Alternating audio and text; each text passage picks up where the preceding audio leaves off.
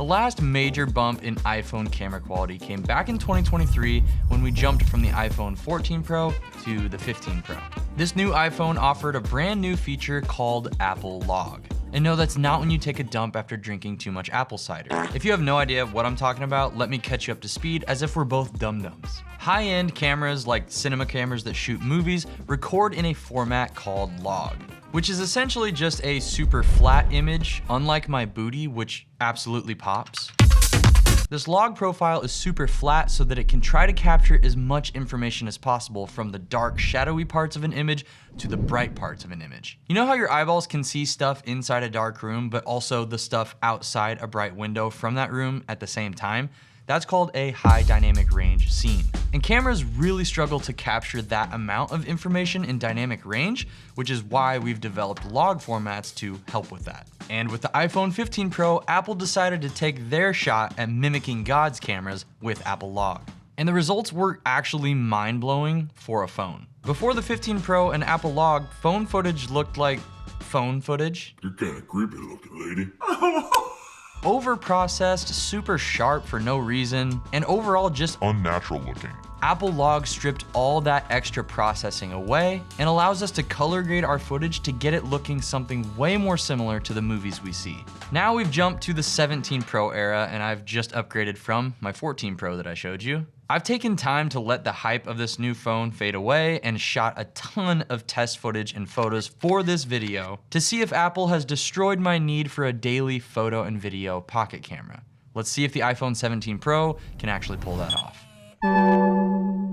So why should you care so much about a camera that's pocketable? My first reason is that the moment a camera becomes pocketable, it absolutely changes how you see life and how you document memories that you care about. When size goes down, fun and convenience go up. This is why I've been dedicating so many videos on my channel to finding the perfect everyday carry camera, because I want something that just takes the pressure off and makes documenting my son's life and my family's life as fun and easy as possible, but still giving me really good quality, hopefully. Secondly, something else happens when you have a camera that fits in your pocket. It's kind of magical.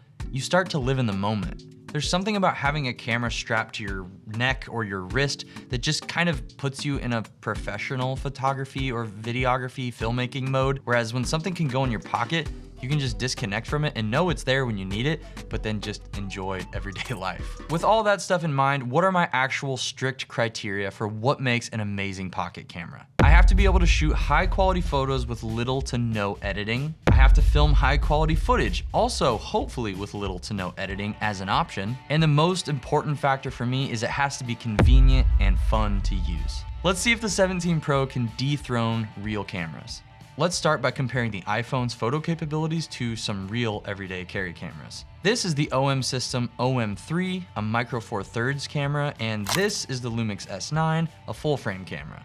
Both are pretty small, but not actually quite pocketable, and they both allow you to shoot in full quality, but with film style presets baked into the final files, so you don't actually have to edit, and the file sizes don't take up too much space. Then you can transfer photos directly to your phone with an app or to your computer with an SD card to do whatever the heck you want with them. Now, to get the best photography image quality out of an iPhone, you have to change a few settings or use some unique apps. If you're gonna shoot in the regular native camera app from Apple, the best way to do it is to set the camera to RAW so that you're shooting without all of Apple's post-processing that can kind of jankify your photos. And instead it leaves you with a stripped down, super clean, high quality photo straight from the camera's sensor instead of adding all the extra crappy stuff. If you're gonna do this, I would recommend changing the file setting to lossy so that it's a more compressed RAW format, but you still get the benefits of RAW without the massive file sizes. And then if you take these photos and edit them in something like Lightroom Mobile,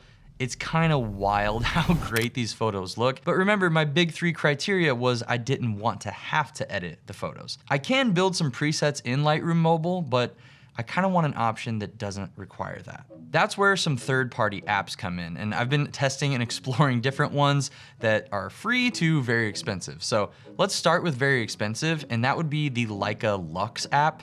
This app is actually kind of insane. You can choose Leica's really expensive lenses as the base profile for what your phone is capturing, and it digitally mimics those really high-end lenses to give you some pretty insane results. Now, the other thing that's insane is this app is $70 per month, but you can add different color profiles, you can bake in grain to your photos and just have JPEGs spit right out of the app, and they look really nice. But I imagine not all of you want to do that. I did a trial and then I was like, I don't know if this is worth 70 bucks. That's where VSCO Capture comes in. This is a brand new app from VSCO where you get these filmic style presets or simulations, whatever you want to call them, and you can shoot JPEG natively within the app, so you don't have to edit these presets onto the photos afterwards.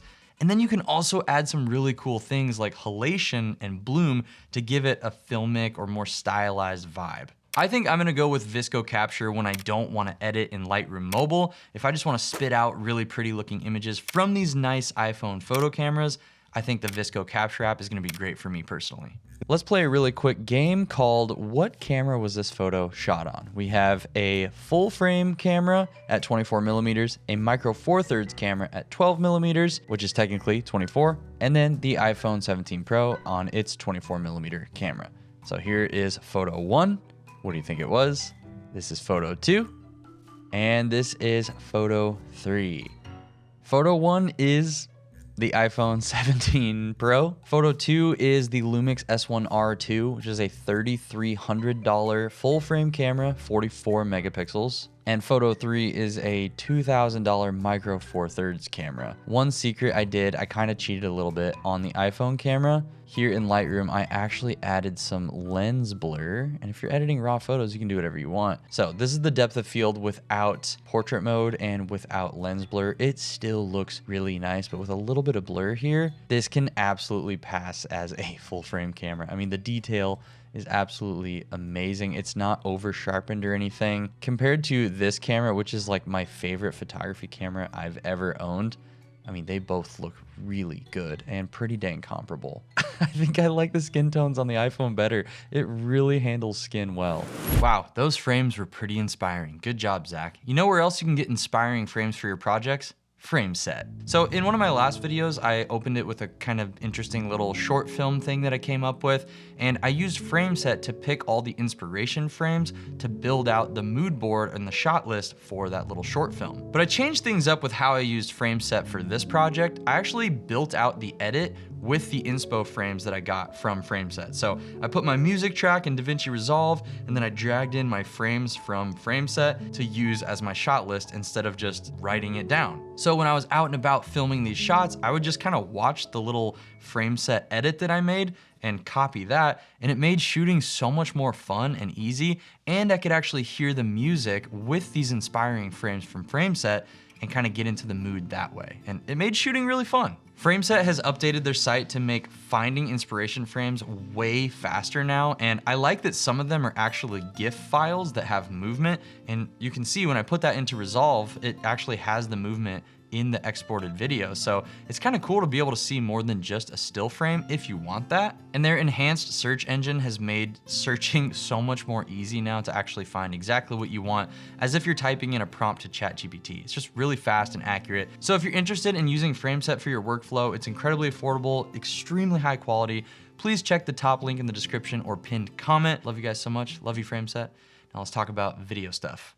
We know the iPhone is extremely easy and convenient to use for the most part, but can it actually dethrone modern day pocket video cameras? And just like the photography side of the iPhone, with video, there are a bunch of different apps you can try, but I've kind of whittled it down to what I think is useful. So let's start by talking about the native camera app though.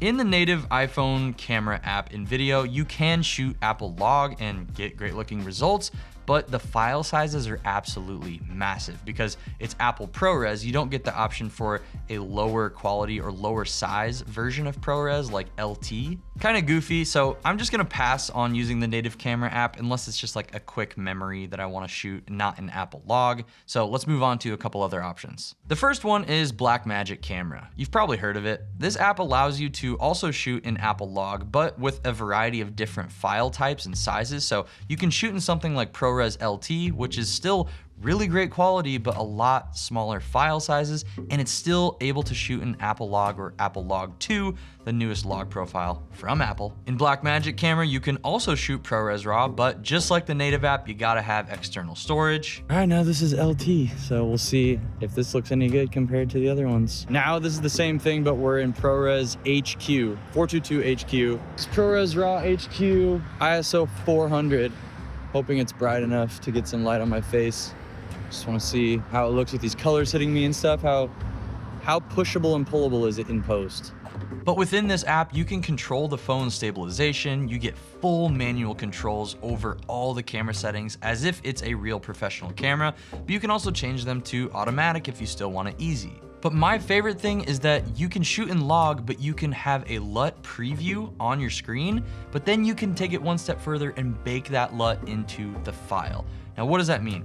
It means you're getting the full dynamic range and quality of Apple Log in ProRes or ProRes RAW, but it can have that color grade built into the file so that when you put it onto your computer, it's already color graded. This is huge because you can make your own LUTs, upload them to the Blackmagic camera app, and then bake them into your footage so you don't have to grade after. Bada bing, bada boom, that's what I wanna hear. Now, there's another app that a lot of people have been talking about called Final Cut Camera. This offers a lot of the same features of Blackmagic, but with kind of a more simplified interface. I actually like how clean it is. It's much easier to kind of navigate. I think the Final Cut Camera app is less intimidating. Unfortunately though, you don't get the option to upload your own LUTs and then bake them into the files as well. You can still shoot in log, but you can't bake in LUTs and you can't bake in butts, so. Wish I could bake my butt right into the footage. I think I'm gonna mostly stick with the Blackmagic app. And because these newer iPhones have the extra like action button and the camera button down here, I'm gonna see if I can program it where the VSCO capture app is with the action button and the Blackmagic camera app is with the camera button. So with all these deets out of the sheets, let's just set up the iPhone 17 Pro along with some of the other various brands of high-end cameras that I have in the studio and just see what it looks like in comparison.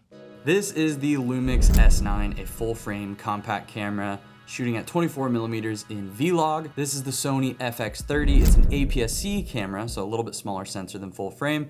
With its 16mm lens on, it's actually a 24mm equivalent, so should be similar field of view to the Lumix. And then the iPhone 17 Pro in Apple Log 2 is at its 24mm camera. So we should be as equal as we can be here with my current setup. I'm curious if we could like match all three cameras to the Apple Log, and then maybe we could match all three to the Sony or to the Lumix and Vlog. Either way, I feel like we're gonna get some pretty close results here. And I have no idea which camera to look at. It's kind of weird seeing three. This is me in the future, and I've been using this phone a lot more for my video work, and I have some more thoughts. Basically, I'm even more excited the more I continue to use this thing. It's kind of blowing my mind. Blackmagic app has been absolutely incredible, and I have paired that with this is not sponsored at all. I've paired that with this like small rig case that allows me to attach an ND filter on it. Basically, there's this little bracket thing that holds an ND filter that clips onto the camera plateau area. Just push it in like that. And then now I have a magnetic variable ND filter that just clicks on like that, and it's adjustable strength, obviously. So now I can get accurate shutter speeds really easily, but then if I don't want to lug this thing around, I can either just pop the whole case off or just the filter or just the camera plateau cover, and it's pretty sick. I'm not gonna lie, I've been using this a lot. And since I don't have the biggest hard drive storage and you have to have external to record to ProRes RAW, when I do want to utilize that, I actually found that I can use an SD card and this little SD card reader that's USB-C connecting. So I just plug this in. This thing will allow you to record ProRes RAW in the Blackmagic camera app. In conclusion, is the iPhone 17 Pro high quality enough in both photo and video to replace the daily pocket camera? Short answer, absolutely yes. The longer answer is yes, but it can take quite a bit more effort than just opening the native camera app for photo and video and shooting pics and vids that look amazing. Yes, the native stuff looks pretty good, let's be honest, but to get the absolute most juice squeezed out of these Apple logs, you gotta go a little bit more in depth. But I do think if you're willing to put the work in up front with this phone or with this camera, I'm considering this a camera now that can also call my mom, I think you can get pretty insane results. and you most likely already own this. So you don't have to spend another $500, $600, $1,200, whatever it is for a high-end pocket camera. Also, an underrated feature of iPhone that I feel like we don't talk about is the microphones. They sound so good in video. How are you today? All right, you? Good. So I don't get stabilization, but it is open gate. Most small cameras sound like absolute butt cheeks. It's an incredible video camera, and I know the video settings were good on the 15 Pro, like that's where our first big jump was in video specifically. But now that the photos and videos are this good, the front-facing camera is open gate. I didn't even really dive into that very much, which means it's a square sensor, you get more resolution to play with. And in ProRes RAW, yes, there's no stabilization available, but that's also open gate, so you can stabilize a little better and you get more resolution to play with. Dude, this thing is a legitimate pocket cinema camera. This camera is unbelievable. I am so excited that I have it. Sometimes it's gonna be all I bring with me. It's that good. Okay, now the flip side to this entire coin is, will you actually enjoy shooting your photos and your videos on this phone and not having a separate device? Because let's be real, sometimes having a separate device, it just feels better. It's like this tactile, more in the moment experience that I know some of us love. I'm kind of there with you guys if you're on that train. So what do you guys think? Would you rather have a separate device even if it's more clunky or bigger? Or are you just gonna go full integration? You're gonna shoot everything on your phone and use it as your phone from now on.